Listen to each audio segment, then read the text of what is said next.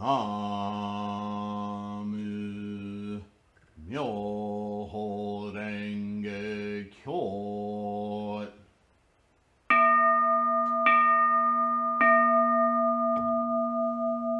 Namu Myoho Renge Kyo.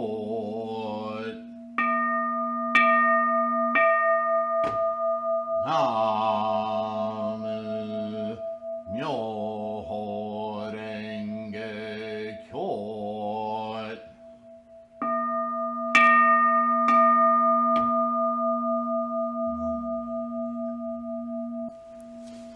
Okay, Namo Myoho Renge Kyo. Thank you for being here. I hope this video podcast finds you in good health, safe. A little bit of business. Yesterday I mentioned the second candle I've received from Reginald. Thank you so much, Reggie. I hope that's okay to call you Reggie. And any gifts, anything that's sent to the school here is offered first of all to our practice. The altar, the mandala, the gohonzon, however you want to term it. I make a point because all of your donations are about supporting our study and our practice. So I make sure that they're all focused as, how would Nichiren say it? Offered to the, to our enlightenment, to our Buddha-ness by any verbiage you might want to use. Gohanzen, if that suits you. Point being is that I was avoiding using the candle or the candles on the altar proper simply because of the tradition of using white, meaning clear white light, unobstructed, uncolored, if you will, perception. And I didn't get a lot of response when I asked what you guys thought of that, but I did get some responses, and all the responses I got were in the affirmative. Oh, go ahead, use the candle. And you know what I get from that is that I'm always saying it, right? Buddhism is about attitude and intent. And that doesn't mean start sending me, kaleidoscope lava lamp. That's not going to go on the altar, okay? But this is a very natural rice-colored wax. It's a traditional, it's a Japanese handmade candle. It's a special thing. And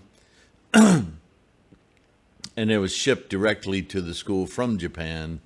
So I know Reginald's heart, is in supporting what we do here. And, the cash donations that come in, the royalties from some book sales, or the little bit that we do get here from the occasional sale of a mandala. It's not a lot of money, but it's every dollar is a significant support to continuing this channel, to keep the website up, to keep things free as possible, to support our practice. But some of those dollars, many of those dollars, well, in a way, all of those dollars really in some way are to procure physical things that enable this channel. From the wood that made the Butsudan way back in the 90s, to the desk arrangement, the platform here, the building of the school. That was a major one-time donation. Thank you, Frank. You're amazing. I hope you see your donation at work.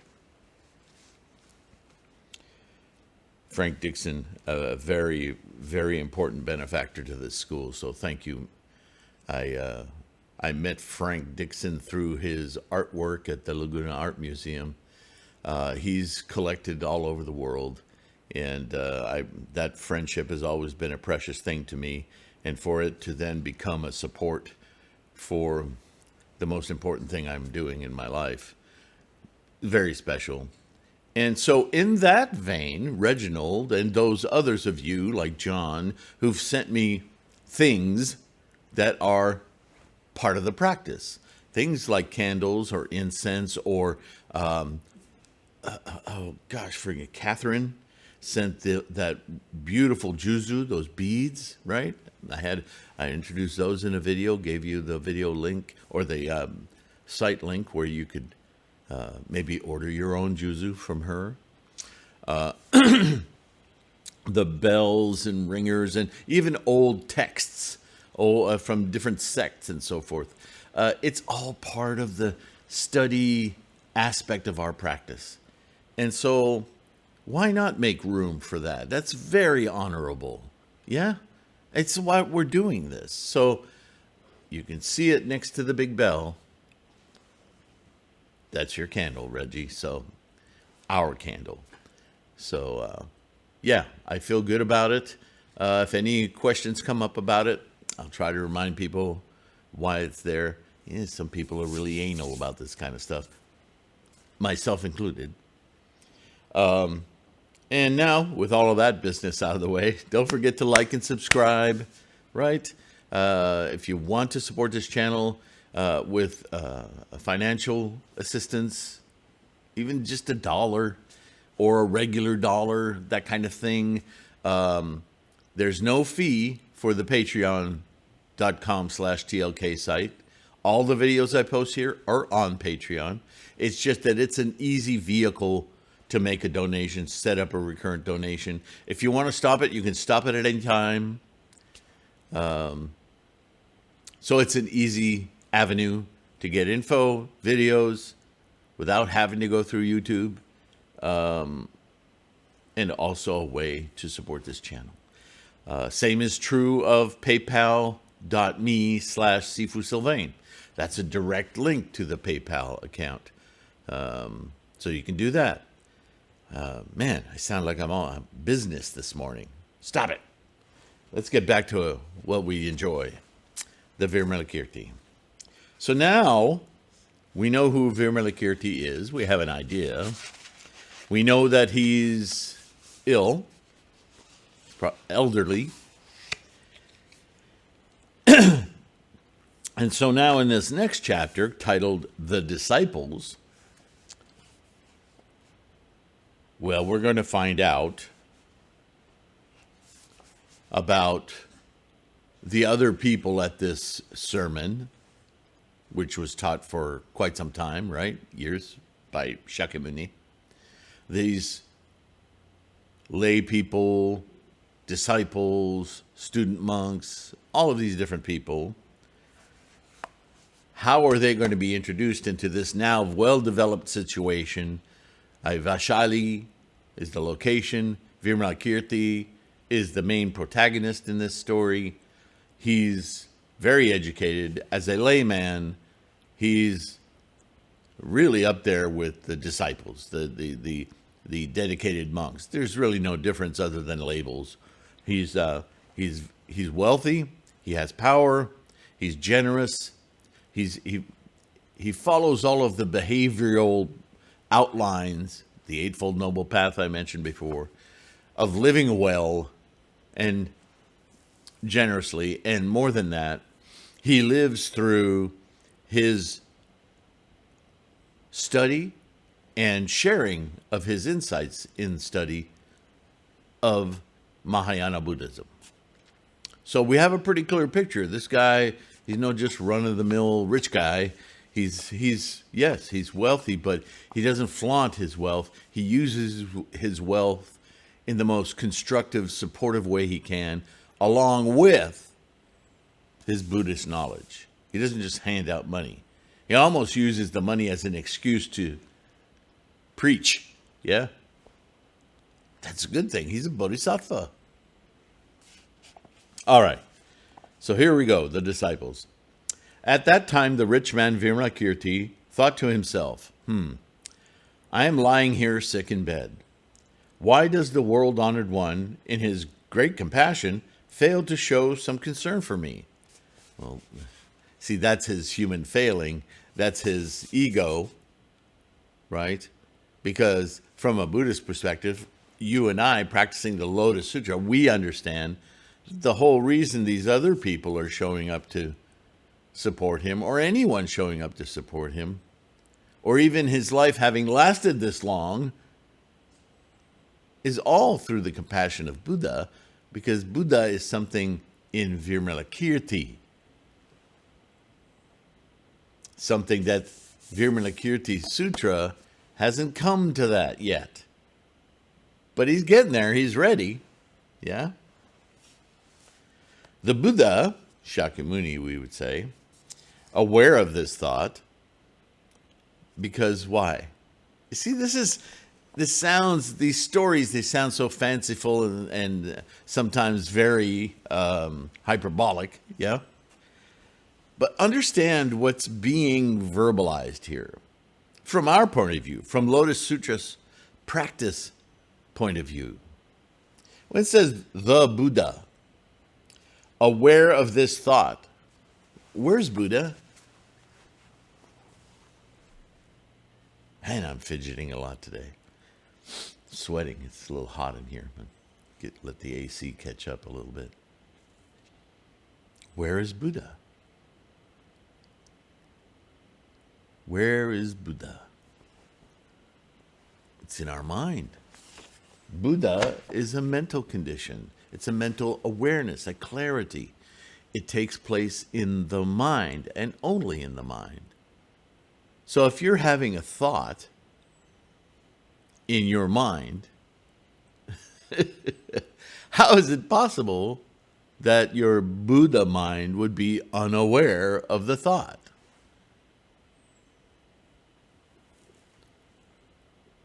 Much more true. The reverse is the actual case, isn't it? It's that our samsaric mind, our mind of attachments, ego, is the unaware state of Buddha-ness. That's Lotus Sutra Buddhism. But Vimalakirti is not there yet. So it's interesting that right after Shakyamuni says he has this thought, where's Buddha?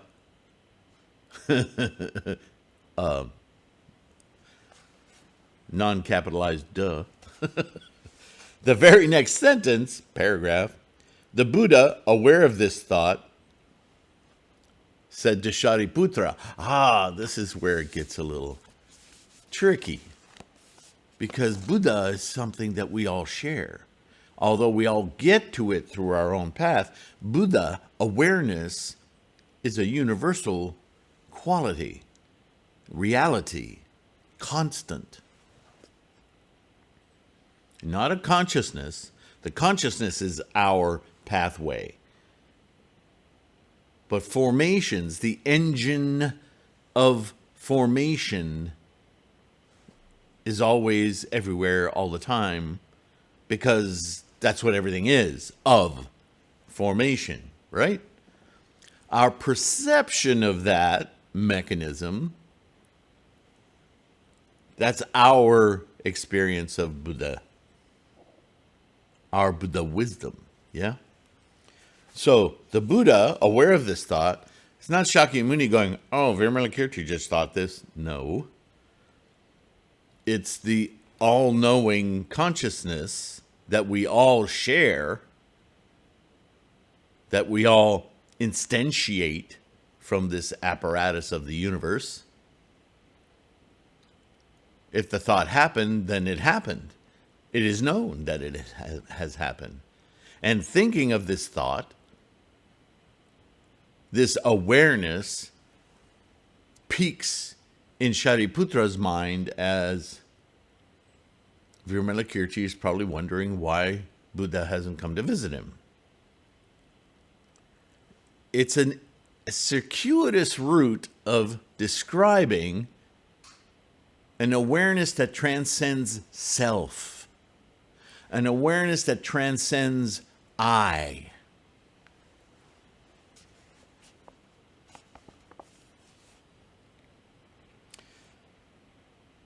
So Buddha, consciousness, awareness, says to Shariputra, the thought arises in Shariputra, you must go visit Vimalakirti and inquire about his illness. What a circuitous way to simply say that it hasn't escaped all of the disciples and monks and lay people's curiosity should they go visit the man. He's a very important figure in town. But do you see how it's written? To remind us that our thoughts have causality. They have tendencies and conditions. And as such, we are able, the more we condition our mind toward our maximal potential, our Buddha-ness, the more that those tendencies and conditions will feed us thoughts that support our best life. So Shariputra doesn't think that thought because Vimalakirti thought it. He simply shares in that compassion. That thought logically arises. I just think it's fascinating, the verbiage in order to say that. Yeah? But Shariputra replied to the Buddha in these words, World-honored one, I'm not competent to visit him and inquire about his illness. Why? Because I recall one occasion in the past when I was sitting in quiet meditation under a tree in the forest. Okay, before I read his long dissertation as to why he doesn't think he's qualified, you understand what we're reading now. This is Shariputra's internal doubt that he's not worthy of visiting Vimalakirti. Vimalakirti is so advanced. He's so knowledgeable that me showing up to say, hey, how you doing, is kind of like, piss off. You wouldn't understand if I told you. How many times have we done that to ourselves? How many times have we used it as an excuse? Oh, I'm kind of embarrassed to go see him. Shakyamuni is pointing out the fallacies of the ego here and how it keeps us from expressing our best self.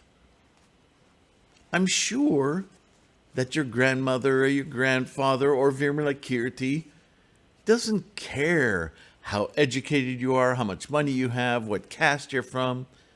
Your loving concern for his health doesn't have any of that crap attached to it. He'll appreciate it, even if it's a voice that you think, egotistically, by the way, isn't worthy. There is no stations of worthiness to love. There is no SAT test for how loving are you. You either love or you don't. Once you start qualifying your love, you're in the world of anger. You're manipulating. You're totally in your ego. And none of what you do is going to be beneficial to anyone else or yourself. Loving is equanimous. Loving has no quality. It is sheer, clear compassion. Unadulterated, unmeasured, unqualified love. And here he is, Shariputra, going to explain to Buddha his own mind. He's justifying himself for not going. He's afraid, he's embarrassed, he's whatever. But here he goes on his rant. Quote, at that time, Vimalakirti approached and said to me, Shariputra, you should not assume that this sort of sitting is true, quiet sitting. So Shariputra felt criticized already, because Vimalakirti was about to point out a possible error in Shariputra's mind. But instead of seeing this as a learning opportunity right away, he set it up as a criticism. Okay, criticism isn't always bad, right? Quiet sitting means that in this threefold world, you manifest neither body nor will. This is quiet sitting. Boy, the Zen camp really seizes on the statements like this, yeah? But that's not what's meant here. What's meant is focusing on the ultimate reality of life. The formations, not this concern with body and actions, conscious things that are samsaric, but to transcend all of that, to be in this moment, so to speak, yeah? But anyway, this is how it's translated.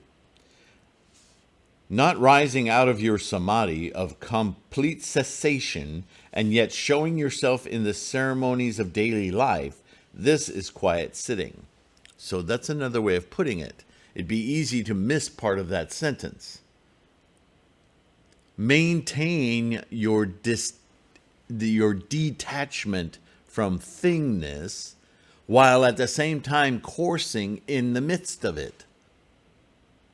See, there's no annihilation here. There's no body here. There is a mental cognition that everything exists moment to moment. And so that way you can travel through the world as a spectator and participate in the vast array of manifestations that are simply that, moment to moment, arising, enduring, decaying, and going away. No attachment, just wonder, participation, right? This is quiet sitting. It's an active thing. It's not a stopping of things. It's a stopping of attachment to things to let them roam free.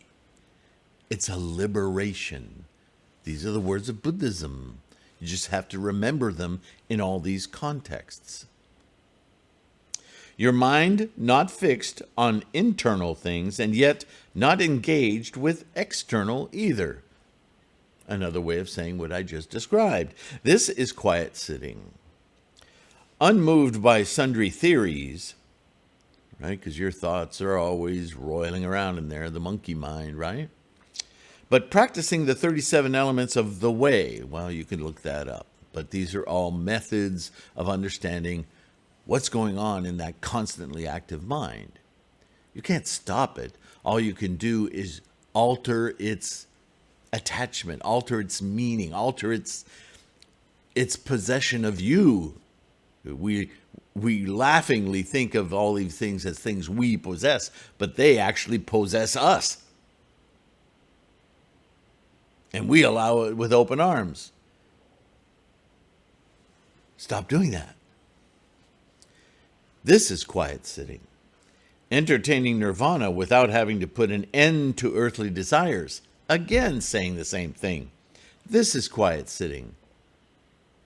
Entertaining nirvana, complete detachment, while not putting an end to earthly desires, because if you understand them in moment to moment, you can be a participant without being owned.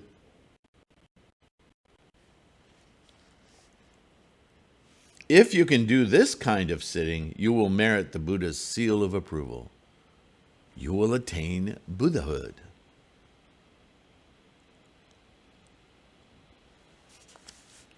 Well, this shook Shariputra, obviously. At that time, World Honored One, when I heard him speak these words, I remained silent, for I had no way to reply to them. That is why I'm not competent to visit him and inquire about his illness. Come on. Really? Shariputra, the most studious of all my disciples? You're scared? You're afraid of him? Because you think him so superior?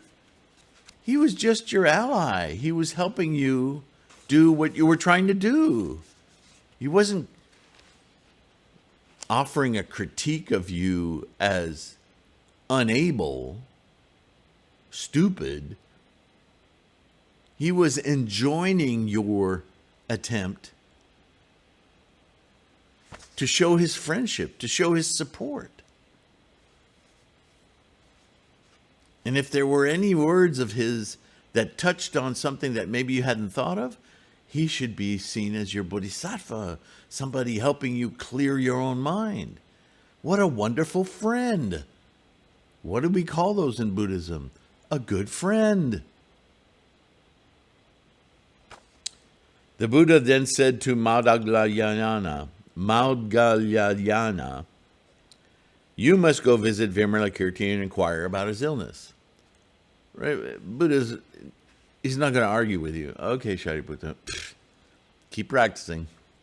Maudgalyayana, you need to go visit. One of you guys needs to go say, offer love, support to Vimalakirti. The more important you think he is, the more desiring, the more desirous you should be to be the one to support his value, to offer him compassion. There's no status to compassion, right? What's going on here? Well, what do you think? Maudgalyayana replied to the Buddha. This is all mental, right? This is their internal workings. All these people are sitting around bemoaning that Vimalakirti's ill, and in their heads, they're playing this game with themselves. Somebody should go. Surely somebody should go. Well, Vimalakirti is certainly deserving of somebody to go see him and offer him support. But it can't be me. I mean, I'm not good enough. Does this sound familiar to you? I just mean in life in general, not in Buddhism per se. But isn't Buddhism just talking about how our minds work all the time?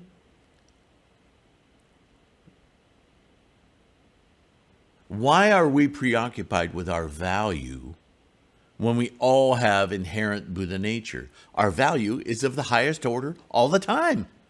We do stupid things. Sure, we're human. Sometimes we do incredibly stupid things. Hello? Me included. But that doesn't erase our Buddha-ness, our potential for enlightenment. Not at all. Enlightenment, as we know from 3,000 realms in a single thought moment, from 10 realms we constantly navigate. 10 and 10 and 10 factor, the whole equation. That even in hell, the lowest of the lowest moments of experience we have, maybe it's drugs that put you in a corner, drooling all over yourself with sores in your arms. I mean, hell. There exists Buddhahood. We know this. We study this. Even if you're in your worst of worst life conditions, you can feel compassion for somebody else. And if all you can offer is simply looking upon them with compassionate eyes, you are in your Buddhahood. And it will be seen. And it will be measured thusly. If it isn't, then the person who you're offering compassion to is stuck in their ego and misusing that opportunity. We're all self-responsible, yes?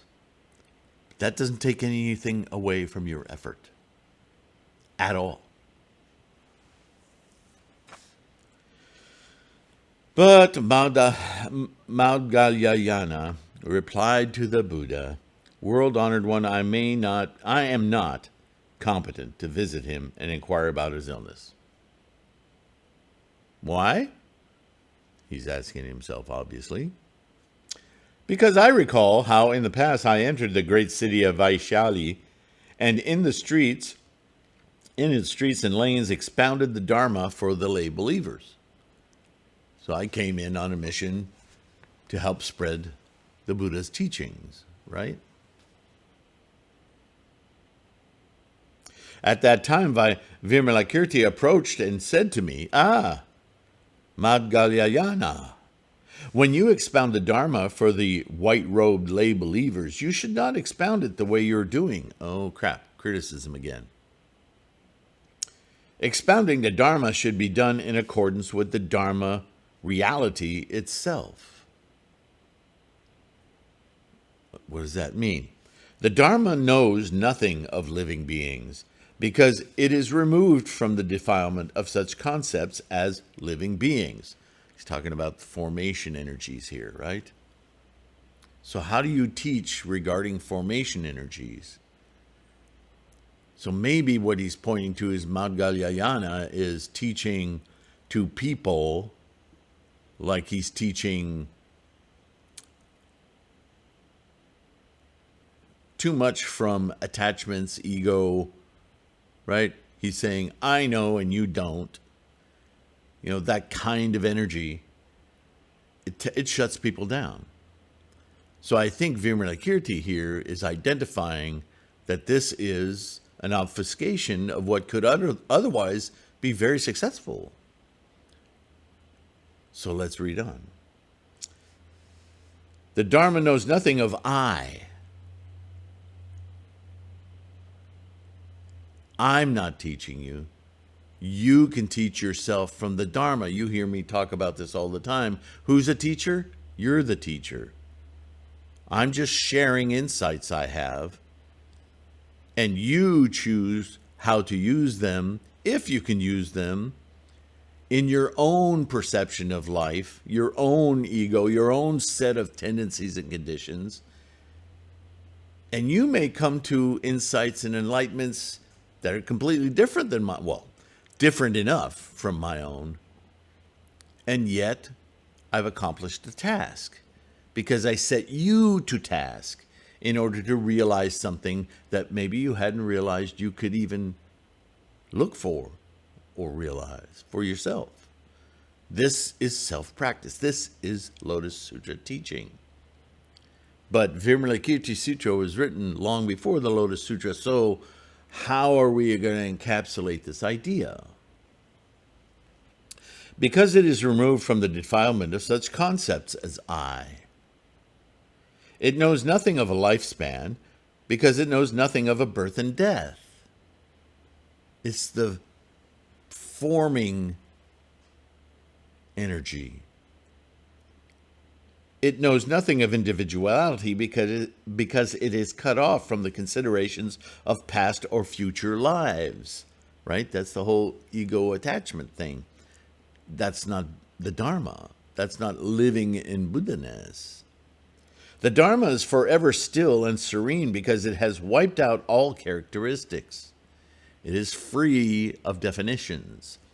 It is free of beingness. It is prior to beingness. It is the energy from which being arises and endures and decays and dissipates. The Dharma is without characteristics because it is without anything that can be perceived. The Dharma is without names or appellations because it is cut off from all language, obviously. The Dharma is without any expounding because it is removed from the broad or minute contemplation by the mind. Right? The Dharma doesn't need a mind in order for it to exist. But the only way to perceive the Dharma is with a mind. Understand the hierarchy, if you will, of enlightenment. The Dharma is without forms or characteristics, right? Because it is the energies of formation. There are no forms yet. Because it is as though vacant and empty. How do we define vacant and empty? Without thingness. This is not thingness. This is beingness. This is coming to be and ceasing to be. The Dharma is not the subject or of frivolous theories, because in the end it is empty. The Dharma is without the concept of mine, because it is removed from all such concepts of personal possession. The Dharma, which is samsara, right? The Dharma is without distinctions because it is apart from all types of consciousness. The Dharma has nothing it can compare to because there is no entity that can be set beside it. It is not other, because other assumes thingness. There has to be a thing for there to be a other. The Dharma, the proto-life energy, is what everything is. There is no other. The otherness is what clouds our minds. The Dharma is not affected by causes because it does not exist in a conditioned realm. The conditions come after. The Dharma is identical with the Dharma nature because it enters into all phenomena, dharmas, expressions, manifestations of potential. Right? What's the word potential mean to you? Can you size it up, color it, position it? Potential is potential. The Dharma conforms with what is truly so because there is nothing else to conform to. The Dharma abides in the locus of reality, being unaffected by anything on the periphery. The Dharma is without motion or wavering, never depending on the six sense or objects. The Dharma is without coming or going, since it never abides anywhere to begin with. This always takes me back to prior to the Big Bang, prior to time-space. The Dharma accords with emptiness, follows what is formless, responds to what is actionless. The Dharma is separate from beautiful or ugly. The Dharma knows no increase or diminution. The Dharma knows no birth or extinction. The Dharma knows no destination. The Dharma transcends eyes, ears, nose, tongue, body, and mind. The Dharma knows no high or low. The Dharma consistently abides without moving. The Dharma is separate from all meditational practices. What we do is perceive it. That's our Buddha-ness. We don't instantiate it. We don't create it. We don't find it. We become aware of it. It is the process. The process we call life, but it needs no label. It is Tathagata. It is the Dharma. Amadgalayana. Since the characteristics of the Dharma are such as these, how can one expound it? Expounding the Dharma means no expounding, no demonstration, and listening to the Dharma means no listening, no grasping. It is like a conjurer of phantoms expounding the Dharma for phantom persons. It is with this understanding that you should expound the Dharma. Sounds like a contradiction, right? But let me put it a different way, as I have several times. You can't take Buddhism and give people rituals and an altar, a mandala, and say, do these things and you'll be enlightened. Because that's the world of possessions. What we actually are trying to do is to stop being in the world of possessions and enter into an experience in the parlance of Buddhism, of things without things, of possessions without possession, of the process moment to moment. The closest thing we can come up to in a word that I can think of is a flow. You know, whenever you do something, a painter knows this, a carver, anytime, or a programmer, you struggle and you try to figure things out, and suddenly you look outside and go, wow, hours have gone by. How did that happen? Because you got timeless for a time.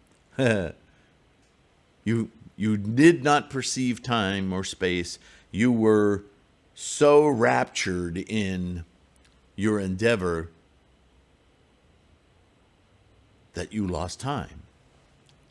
You were in the flow.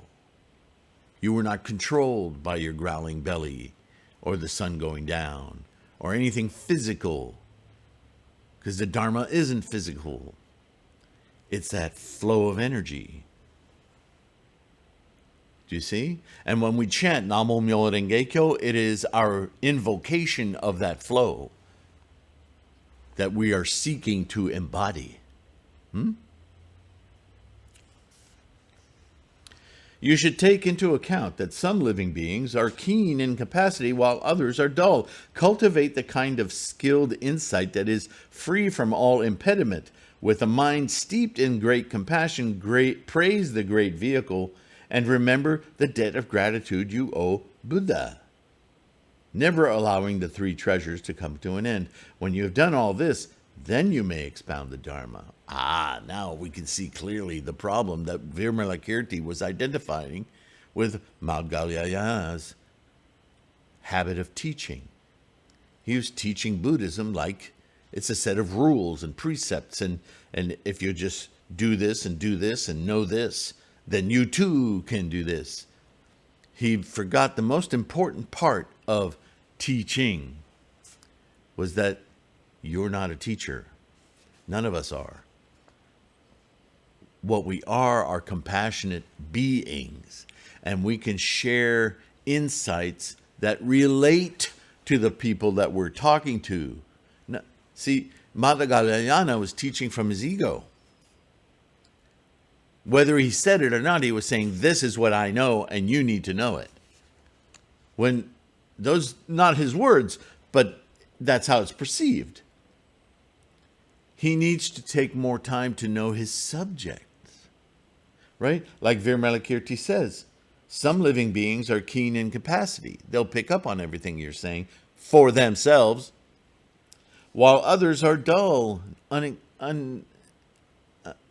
unable to understand all this verbiage you're throwing at them. They cultivate the kind of skilled insight that is free from all impediment.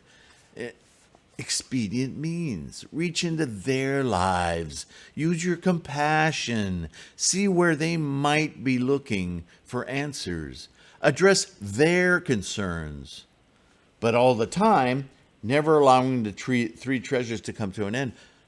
Don't teach from your ego. Say, well, I did something like that, and this is what I did. No. Try to understand how this other mind, not yours, is seeing their world, their realms, their 3,000 realms in every single moment. And try to inspire those thoughts toward resolutions that are within the scope of Buddhist teachings. Use the teachings of Shakyamuni to help them help themselves. You can't force it.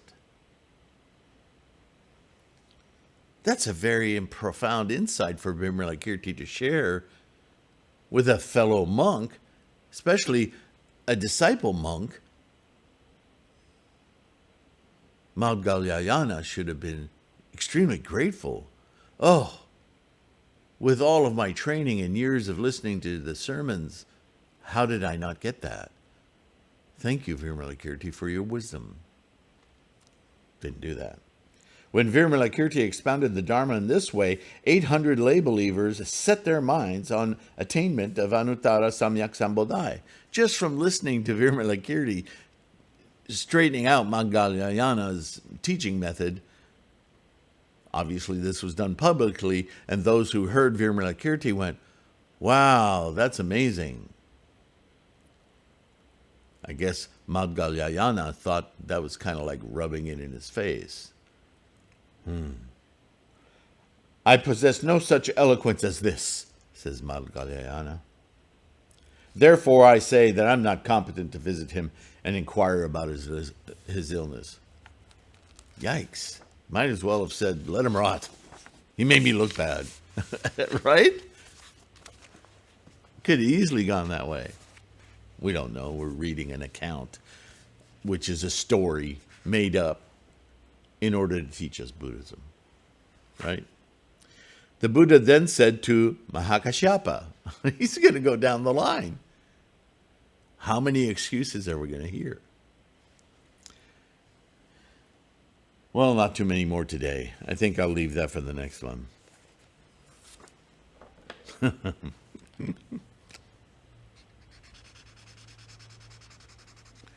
Ultimately, I love this teaching, this sutra, because it's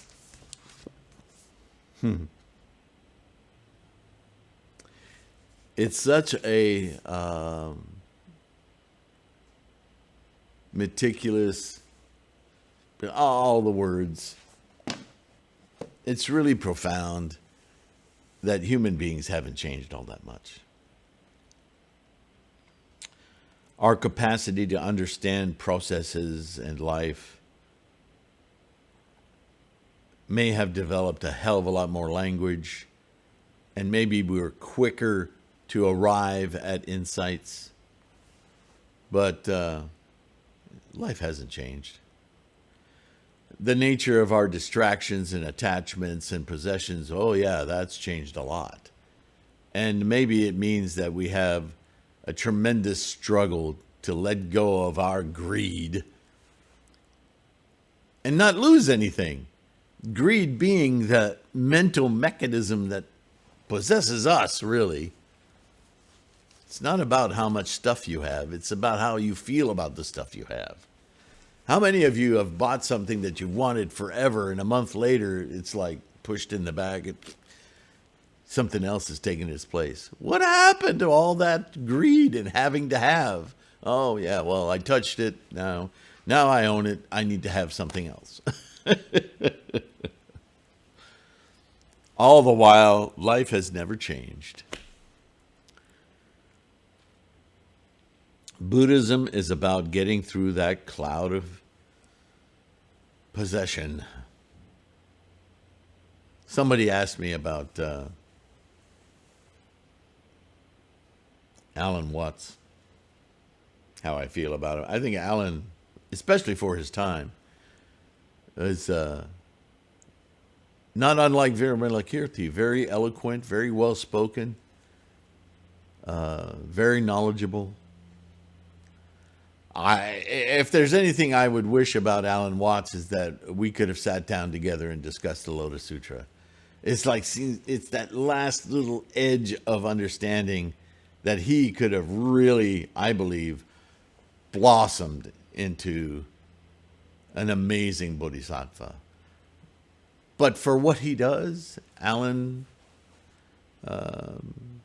has a lot of great ideas, great concepts, great ways of communicating aspects of Buddhism. He was a professor at a time when in the United States, Zen was the popular thing. So he talks about Zen a lot.